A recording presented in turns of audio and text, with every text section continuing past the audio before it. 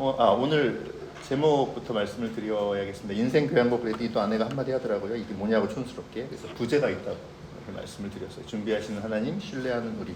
왜 인생 교양곡인지는 말씀을 통해서 다시 전달해 드리도록 하겠습니다.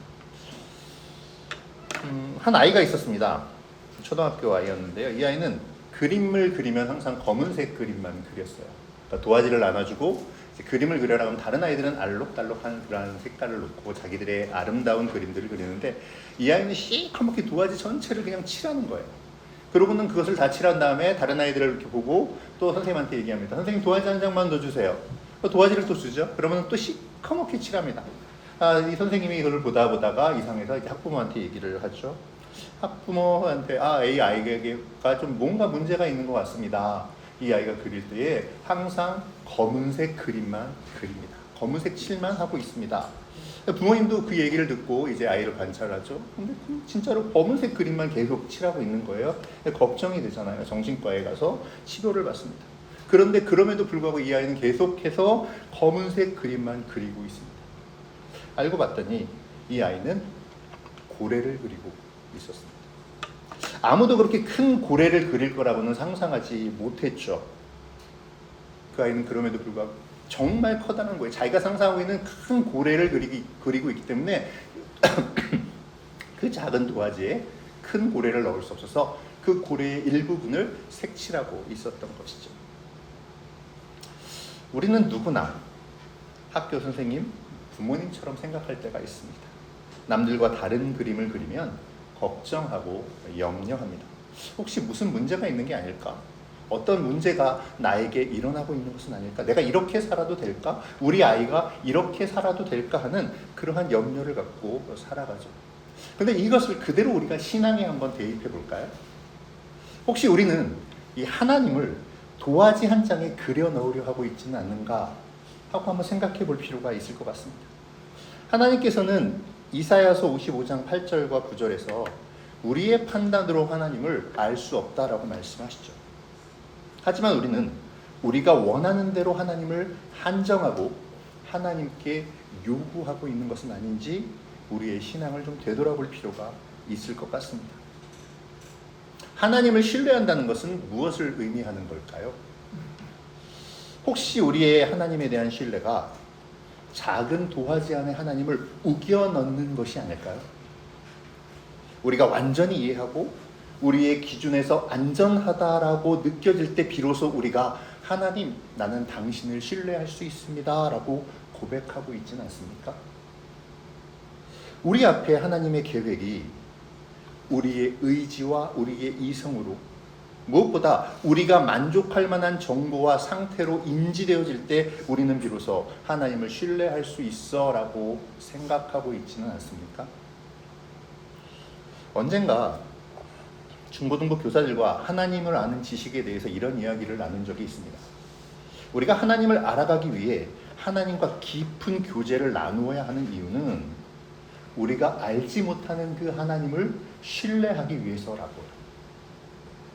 만약 우리가 하나님을 신뢰하기 위해서 하나님의 계획과 하나님의 하시는 일을 완벽하게 이해해야 한다면, 완벽하게 하나님을 알아야 나는 하나님을 신뢰할 수 있어 라고 이야기한다면, 그리고 그것이 실제로 가능하다면 그분은 결코 하나님이 되실 수 없으십니다.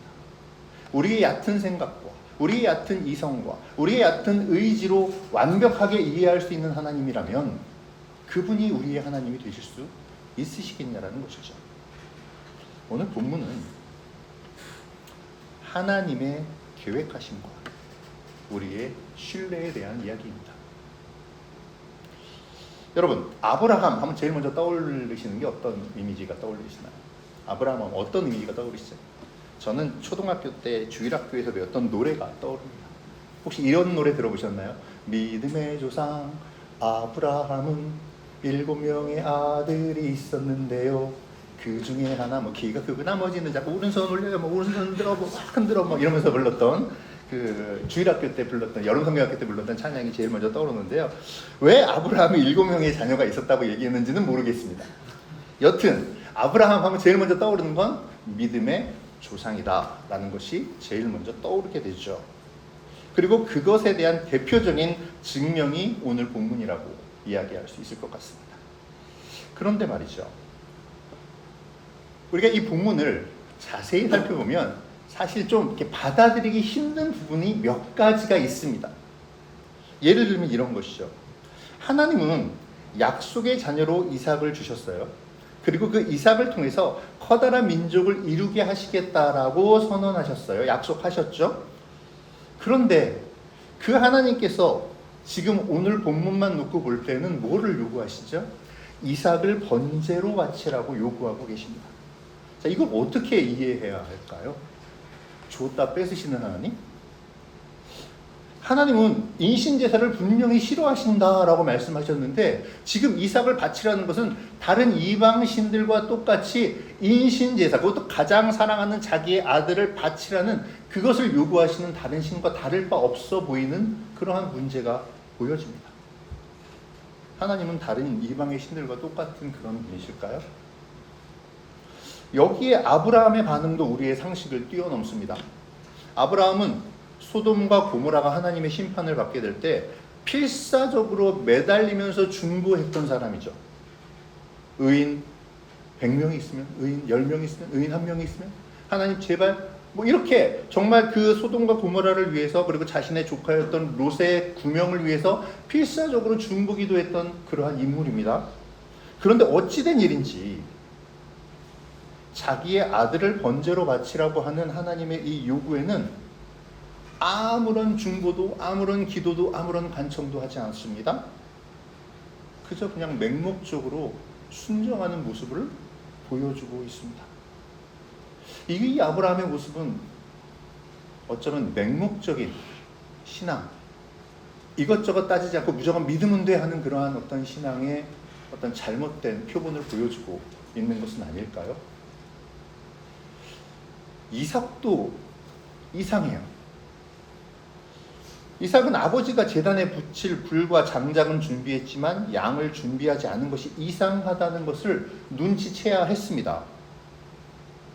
뭐 다른 민족들이 종종 자신들의 신을 위해 자신들의 자녀들을 죽임으로 말미암은 그런 인신제사를 드린다는 것을 모를 리 없었겠죠. 그러니까 가던 길에 아버지에게 이렇게 묻지 않았겠습니까? 아버지, 양은 어디 있습니까? 라고. 이삭이 아브라함과 함께 모리아산으로 향하던 때는 6절의 내용을 봤을 때 아주 어린 아이는 아닌 것 같아요. 왜냐하면 그 제단에 붙일 불과 그런 것들을 위해서 장작을 어떻게 했어요? 이삭이 지고 올라가라고 이야기하잖아요. 아브라함이. 그런 걸로 봤을 때 이삭이 아주 어린 꼬마라고 볼 수는 없을 것 같습니다. 최소한 청소년기쯤 지나고 있는 그러한 사람, 그러한 상태를, 그러한 어떤 그 연령대를 가지고 있었다라고 우리가 추측할 수 있죠.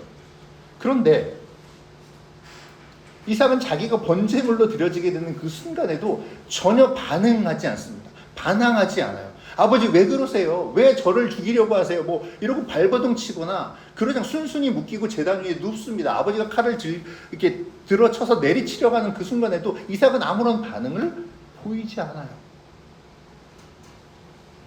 하나님의 갑작스러운 무리한 요구, 아브라함의 맹목적인 순종, 이삭의 바보스러울 만큼 보여주는 이 반응, 이러한 것들이 어떻게 쉽게 우리가 이해하고 받아들이기가 좀 어려운 그러한 생각, 그러한 어떤 상황이라고 볼 수도 있을 것 같습니다.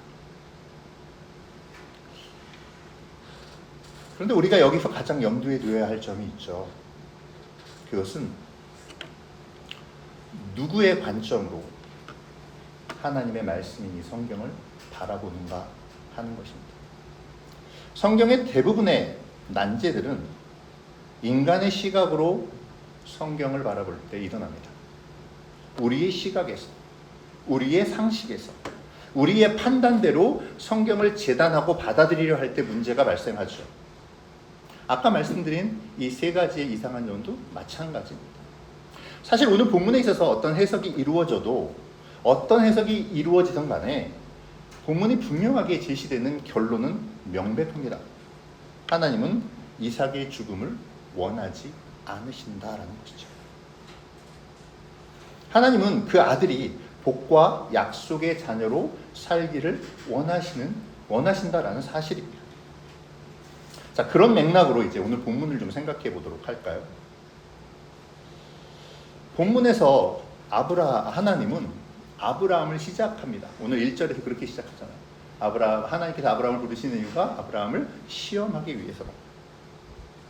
여기서 시험은 아브라함의 입장에서 볼 때는 일종의 테스트처럼 느껴질 것입니다. 우리도 그렇게 생각할 수 있죠. 하지만 하나님의 입장에서 보면 아브라함의 믿음을 더 굳게 하시려고 또 더 큰 복을 주시려는 하나님의 준비하심으로 바라볼 수 있습니다. 이 사실을 이해하기 위해 우리는 먼저 아브라함의 이 삶을 좀 조망할 필요가 있을 것 같습니다. 아브라함은 어느 순간 하나님으로부터 부름을 받았습니다. 하나님께서 처음 아브라함을 부르실 때를 생각해 볼까요? 아브라함의 입장에서는 아무런 대책도 없이 그렇게 명령을 받은 것처럼 보여집니다. 어디로 갈지도 모르는 채 미지의 세계로 발을 내디뎌야만 했죠. 하지만 하나님의 편에서 이 부분들을 조망한다면 하나님께서는 아브라함을 위한 모든 계획을 가지고 계셨습니다. 사실 아브라함의 인생은 철저하게 하나님께서 준비하시는 인생, 약속하신 언약의 내용을 지키신다는 것을 깨닫고 삶으로 배우는 그러한 인생이었던 것이죠. 실제로 아브라함의 인생은 복된 인생이었습니다. 하나님께서 풍요로움을 허락하셔서 많은 가축과 넓은 땅을 갖게 하셨죠. 또 안전을 지켜주시도록 늘 동행해 주셨습니다. 약속하신 대로 모든 것을 다 이루신 하나님께서 이제 사라를 통해서 아들을 주시겠다는 그 약속도 이루어 주셨습니다. 이삭이 태어나는 날 그렇게 하나님의 약속을 비웃었던 사라는 참 기쁨의 웃음을 누릴 수가 있었죠. 준비하시는 하나님, 언약을 성취하시는 그 하나님은 아브라함의 인생을 해석하는 열쇠가 되어집니다. 그렇기에 아브라함의 고백은 하나님이 준비하셨다. 하나님이 준비하신다. 하나님이 준비하실 것이다. 가 될 수밖에 없습니다. 그런 아브라함에게도 오늘의 이 하나님의 시험, 아들 이삭을 번제로 바치라는 말씀은 힘들 수밖에 없는 것이죠. 100세의 얻은 아들, 하나밖에 없는 아들. 이 아들을 스스로 죽이라는 명령은 아브라함에게 있어서 굉장히 힘들고 어려운 시험이었을 것입니다. 더군다나 지금 이삭이 죽느냐 사느냐 하는 문제는 단지 한 아이의 생사 문제가 아니라 이스라엘이라는 민족 전체의 성패가 걸린 문제였기 때문에 더 그러하겠죠. 더 나아가서는 하나님의 언약, 하나님의 준비하심의 그 신실하심이 이루어지느냐 실패하느냐가 달린 문제이기도 합니다. 그래서 아브라함은 더 혼란스러웠을런지도 모릅니다. 그래서 아브라함은 더 괴로웠는지도 모르겠습니다. 길을 떠납니다. 길을 함께 가는 도중에 이삭이, 아들이 아버지에게 묻죠. 아버지여, 지금 우리가 불과 나무는 가지고 있는데 왜 번제할 양이 없습니까? 이 질문을 들은 아브라함의 심정은 어땠을까요? 아들을 죽여야만 하는 그 마음, 그 무거운 마음을 가지고 터벅터벅 산을 오르고 있는데 아들이 물어봐요. 우리가 불과 나무는 가지고 있는데 번제할 제물이 어디 있어요, 아빠? 너야 라고 선뜻 이야기할 수 있었을까요? 뼈를 깎는 아픔과 정말 처절한 슬픔을 동반한 심정이 아니었을까요? 아들을 죽여야만 하는 아버지의 그 절절한 마음, 감히 거역하지도 거절하지도 못할 그 요구에 응해야 하는 그 마음 속에 응어리를 비집고 나오는 그런 어떤 신음, 뭐 이런 것들이 먼저 나오지 않았을까요? 아브라함은 가슴이 메어지는 고통 속에서 이삭에게 대답했을 겁니다. 하나님께서 자신을 위하여 친히 준비하실 것이다.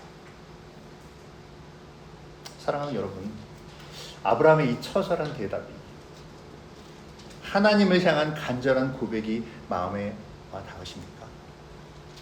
아들에게는 어찌할 바 없는 그 비통한 마음을 가지고 하나님에게는, 하나님 제발 제 아들이 아니라 하나님께서 친히 준비하신 무언가가 있었으면 좋겠습니다 하는 그 마음, 그 두 가지의 마음을 가지고 산을 올라가고 있는 이 아브라함의 이 간절한 고백의 마음이 마음에 와 닿으십니까? 그런데 말이죠, 가만히 들여다보면 이 대답은 아브라함의 철저한 신뢰가 바탕이 된 대답인 것처럼도 느껴집니다. 어쩌면 아브라함은 이러한 심정으로 아들에게 이야기했는지도 모르겠어요. 아들아, 나는 하나님을 신뢰한단다.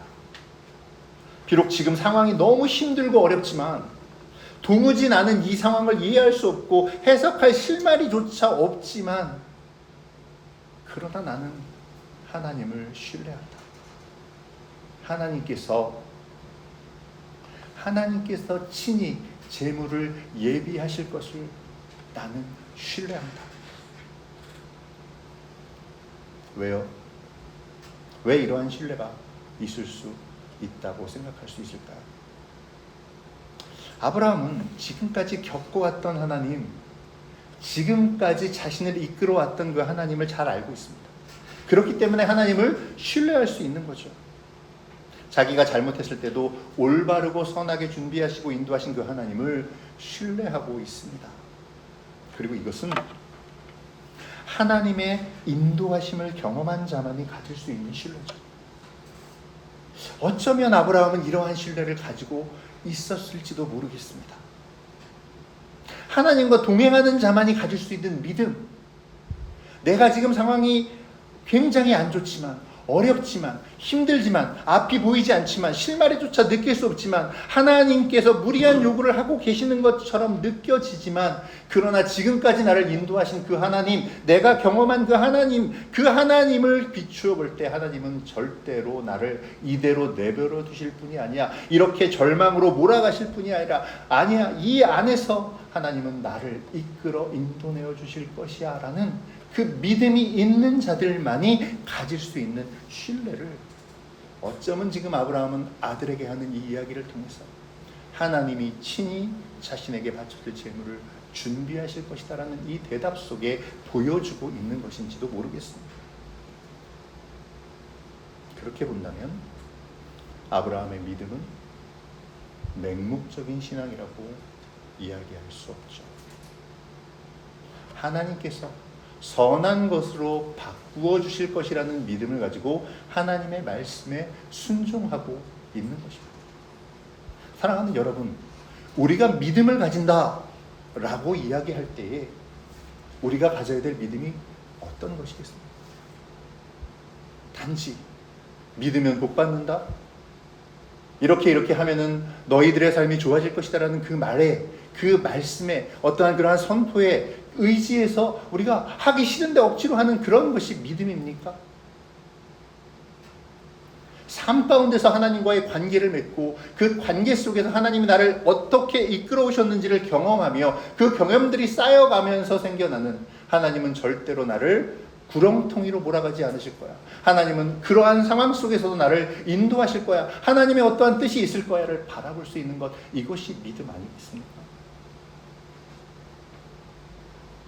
우리의 믿음이 이러했으면 좋겠어요. 맹목적으로 그냥 이렇게 하면 좋대더라 하기 때문에 따라가는 믿음이 아니라, 내가 하나님의 삶을 따라서 하나님의 뜻대로 살아왔더니 그 삶 가운데서 인도하신 하나님을 경험하고 그 경험이 쌓여서 지금의 힘든 이 상황 가운데서도 나는 하나님을 바라볼 수 있어 라고 고백할 수 있는 그러한 믿음이 되었으면 좋겠습니다. 지난달 말씀에서 제가 야곱에 대해서 이야기를 드렸어요. 야곱 강가에서 처절하게 씨름했던, 고민하고 고뇌하며 하나님을 만났던 그 야곱. 그리고 하나님으로부터 내가 너를 절대로 포기하지 않을 거야. 내가 절대로 너를 그냥 놔두지 않을 거야. 너는 이스라엘이니까. 나를 이긴 자니까. 앞으로 하나님의 자녀로, 하나님의 백성으로, 하나님의 민족으로 이제 다 거듭날 거니까 라는 그 축복을 받았던 야곱. 그 후에 야곱의 일이 어땠는지 아시나요? 그리고 세겜 땅에서 야곱은 굉장한 위기를 겪게 됩니다. 자신의 딸이 추장의 아들에게 겁탈을 당하는 후, 그 다음에 그 추장과 모든 저기를 속이고 어떡하죠? 거기 있는 세겜 족속들을 다, 남자들을 죽여버리잖아요. 그러면서 대위기를 맞이하게 됩니다. 왜냐하면 고대 근동지방은 피해 복수라는 개념이 있어요. 내 식구가 누군가가 죽임을 당하면 반드시 가서 피는 피로, 목숨은 목숨으로 갚아주고자 하는 그러한 어떠한 전통적인 그러한 문화가 있었다는 거죠. 야곱과 그의 아들들이 세겜의 그 추장을 속이고 그 족속을 죽였을 때 그 주변에 있었던 다른 족속들이 이 야곱과 야곱의 가족들을 가만히 놔둘까요? 그렇지 않아요. 자, 근데 한번 생각해 보자고요. 하나님께서 분명히 이스라엘이라는 명령을 받았어요. 그럼 탄탄대로가 이어져야 되잖아요. 그런데 왜 그런 위기를 겪게 됩니까? 왜 그런 위기를 겪게 되죠? 그때의 야곱의 반응은 어떻습니까? 하나님, 왜 나에게 이런 시련을 주십니까? 하나님 분명히 저한테 이스라엘이라고 말씀하셨잖아요. 그런데 왜 이렇게 힘들게, 왜 이런 고난과, 왜 이런 역경이, 왜 이런 생명의 위협이 계속 우리에게 있어야 합니까? 라고 원망하지 않았어요. 그때 야곱이 한 말은 딱 이거였습니다. 베델로 올라가자. 베델이 어디냐 하면요, 야곱이 형 에서를 낯을 피해서 그 장자권을 뺏고 도망해서 처음으로 하나님을 대면한 곳이 베델입니다. 하나님께로 돌아가자가 야곱의 고백이었어요. 하나님을 경험한 사람들은, 하나님의 은혜를 경험한 사람들은 힘들고 어려운 문제가 닥쳤을 때 하나님의 인도하심을 신뢰합니다. 오늘 본문의 아브라함처럼, 야곱처럼. 그리고 하나님은 그 신앙에 대하여 그대로 응답하여 주시죠. 야곱의 가족들을 살려주실 뿐만 아니라 주변의 민족들로 하여금 야곱의 그 형제들을, 야곱의 어떤 가족들을 건드리지 못할 것을 강력하게 명령하십니다. 오늘 본문에서도 마찬가지죠. 아브라함이 제단을 쌓고 장작나무를 준비하고 아들 이삭을 꽁꽁 묶어서 제단 나무 위에 올리고 칼로 내려치려 할 때에 하나님의 천사가 아브라함을 부릅니다. 그 아이에게 너의 손을 대지 말라. 그에게 아무 일도 하지 말라. 내가 내 아들 내 독자라도 내게 아끼지 아니하였으니 내가 이제야 내가 하나님을 경외하는 줄을 아노라. 그리고 준비해 놓으신 수장을 보여주시죠. 미리 보여주시지 않으셨어요. 아브라함의 입장은, 그 심정이 어땠을까요? 일순간의 긴장이 확 풀리지 않았을까요? 아, 살았구나. 내 아들이 살았구나. 눈물이 핑 돌고 가슴에 막혔던 것이 뻥 뚫리는 그러한 심정이었을 것입니다. 아브라함은 그렇게 하나님께서 준비하신 수량으로 번제를 드립니다. 그리고 그 땅 이름을 여호와 이레, 주님께서 준비하실 것이다 라고 부르죠. 여기서 우리가 주목할 점이 한 가지 있습니다.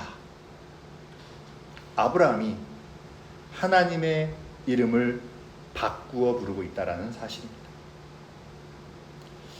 아까 8절에서, 8절이 맞나요?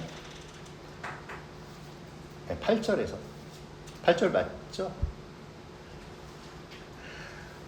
아들이 아버지에게 양은 어디에 있습니까? 라고 물어봤을 때 아버지가 대답할 때는 하나님이 친히 자신을 위해서 제물을 준비하실 것이다 라고 대답할 때, 그때의 하나님은 엘로힘이라는 단어를 표현합니다. 엘로힘.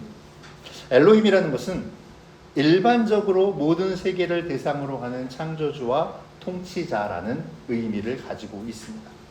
그러니까 아브라함은 창조주요 통치자가 되시는 하나님께서 미리 준비해 하실 것이야 라고 그렇게 이야기를 한 것이죠.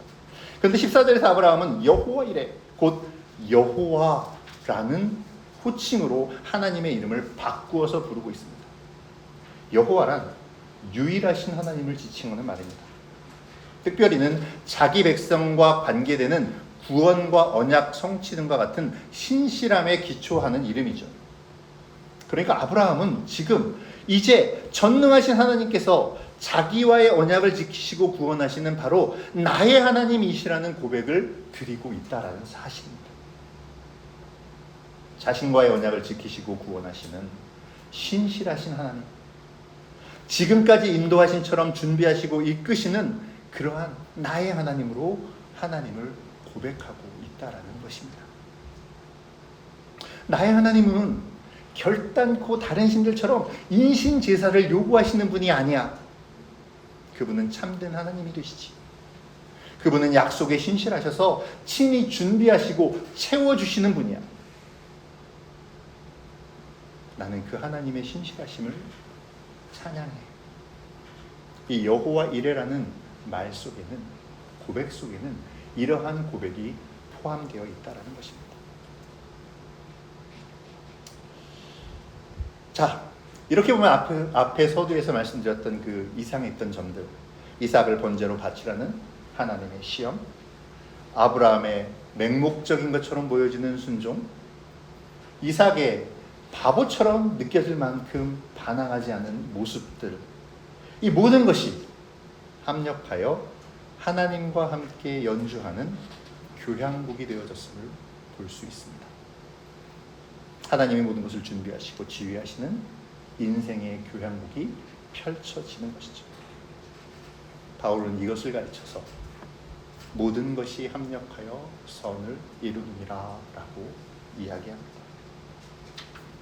사랑하는 성도 여러분, 우리의 인생은 어디에서 왔다가 어디로 가는지 모르는 그런 인생이 아닙니다. 하나님의 준비하심과 준비하실 것이 우리의 인생 전반을 통해 나타나는 영광의 삶이자 영광의 인생인 것입니다. 나를 통해서 이뤄가시는 하나님의 인생 교향곡을 신뢰하는 우리가 되어져야 합니다. 혹시 지금 우리의 인생이 힘들고 어려운 상황에 놓여 있을까요? 당장 먹고 살기도 바쁜데 시간을 내어서 하나님께 예배하고 하나님께 헌금을 드리고 하나님을 위한 헌신을 요구받고 있습니까? 때때로 우리는 어떠한 시험 앞에 서게 될 수도 있습니다. 그때의 맹목적인 것이 아닌 근거가 있는 마음으로 믿음을 보이려면 어떻게 해야 할까요? 내가 이러한 상황에서도 믿음을 지키니까 더 큰 은혜를 주실 거야 라는 어떤 보상 심리를 가지고 억지로 지키는 믿음을 믿음이라고 할 수 있을까요? 제 지인 목사님이 중국으로 가시면서 이렇게 기도했다고 합니다. 하나님께서 모든 것을 준비해 주실 줄 믿습니다. 모든 것을 예비해 주실 하나님을 신뢰합니다. 그런데 그의 사역이 순탄했을까요? 순탄하지 않았습니다. 심장에 무리가 갈 정도로 힘들고 어려운 일들의 연속이었습니다. 생명의 위협을 받는 일들이 자신이 정말 열심으로 가르쳤던 그러한 사람으로 말미암아 죽임을 당할 수도 있겠다라는 그런 어떤 생명의 위협을 받는 그러한 일들도 겪었다고 해요. 정말 힘들고 어려운 일의 연속이었다라고 합니다. 그런데 지금도 여전히 그는 하나님께서 모든 것을 준비해 주신다라고 말합니다. 그러면서 자기가 이전에 중국으로 들어가면서 이전에 준비해 주실 거라는, 하나님께서 준비하실 거야, 모든 것들을 예배해 주실 것이야 라는 믿음과 지금의 하나님께서 준비해 주신다라는 믿음이 다른 것이라고 이야기해요. 그리고 그때의 믿음과 지금의 믿음이 다른 이유는 자기가 당하는 어려움 가운데서 하나님께서 준비하시고 인도하심을 경험했기 때문이라고 말합니다. 어려움 속에서 하나님을 간절히 찾으면서 경험한 하나님의 은혜와 인도하심, 생각지 못했던 그러한 준비하심을 경험했기 때문에 자기는 자신 있게 하나님이 모든 것을 준비해 주신다라고 고백할 수 있다고 이야기합니다.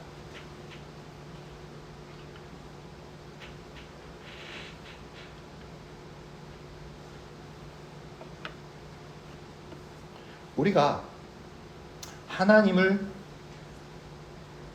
하나님께서 준비하신다라고 이야기할 수 있을 때는 바로 이러한 하나님의 관계 안에서 하나님의 인도하심을 경험할 때 가능합니다.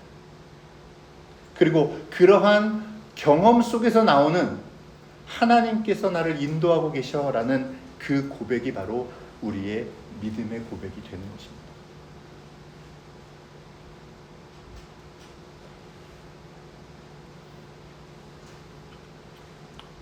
저는 오늘 말씀을 아주 큰 고래 그림을 그리는 아이의 이야기로 시작했습니다. 그리고 그 그림의 이야기로 오늘 말씀을 마무리하려고 합니다. 하나님은 앞서 말씀드린 바와 마찬가지로 우리가 측량할 만한 분이 아니시죠. 감히 피조물인 우리의 알량한 머리로 그분의 계획과 그분의 생각을 알 수 없습니다. 그러니 우리는 다만 그분을 따르고 신뢰해야 합니다. 하나님은 우리를 향하여 우리가 생각하는 것보다 훨씬 큰 계획을 가지고 계십니다. 하나님이 큰 고래라면 그보다는 작지만 하나님의 손 안에서 우리 역시 큰 고래라는 사실을 우리가 기억할 수 있었으면 좋겠습니다. 하나님만큼은 아니지만 우리는 큰 고래입니다. 하나님께서는 지금 이 순간에 그 큰 고래의 아주 일부분을 그리고 계십니다. 생각해 보십시오. 지금 우리 앞에 만약에 어려움이 있다면 그 어려움이 나의 삶의 전부일까요? 아니죠. 극히 일부분에 불과한 것입니다. 그러므로 우리가 생각하고 기도할 것은 이러한 과정을 통해서 나의 인생 전체 그림을 하나님이 어떻게 만들어 가실 것인가를 알아가는 것입니다. 그리고 한 발 한 발 그 그림이 완성되도록 하나님의 붓에 나를 내어 맡기는 것이죠. 사랑하는 성도 여러분, 매일의 삶 속에서 먼저 우리가 하나님을 경험하는 그 경험들을 쌓아갈 수 있기를 바랍니다. 어려움 속에서도 고난 속에서도 앞이 보이지 않는 상황에서도 하나님을 경험하기에 힘쓰는 우리가 되어졌으면 좋겠습니다. 그때 준비하시는 하나님을 우리는 경험하게 될 것입니다. 하나님께서 지휘하시는 우리 자신의 인생 교향곡을 듣게 될 것입니다. 하나님은 오늘도 우리의 인생을 준비해 주십니다. 하나님은 내일도 우리의 미래를 준비해 주실 것입니다. 지금 우리에게 관건은 그 하나님을 신뢰하는 것이죠. 하나님은 결코 우리에게 아들을 번제물로 바치라고 요구하시는 분이 아닙니다. 맹목적인 복종을 요구하시는 분도 아니죠. 단지 하나님은 하나님과의 깊은 관계 속에 하나님을 신뢰하며 하나님의 인도하심을 따르기를 요구하실 뿐입니다. 우리가 인도하심을 따를 때에 준비하심을 경험할 수 있습니다. 우리가 하나님과 관계를 맺으면서 하나님의 그 관계 속에서 맺어지는 깊은 신뢰의 마음이 쌓여갈 때 우리는 하나님의 준비를 하나하나, 하나님의 준비하심을 하나하나 경험해 나갈 수 있게 될 것입니다. 그렇게 우리는 우리가 알지 못하는 하나님의 계획 속에 커다란 고래가 되어져 갈 것입니다. 하나님께서 준비하셨고 하나님께서 준비하십니다. 하나님께서 준비해 나아가실 우리의 풍성한 삶을 소망하며 하루하루 나의 삶을 속에서 하나님과의 교제를 쉬지 않는, 하나님과의 관계 맺기를 주저하지 않는 그러한 저와 여러분들이 되시기를 주님의 이름으로 축원합니다. 기도하겠습니다.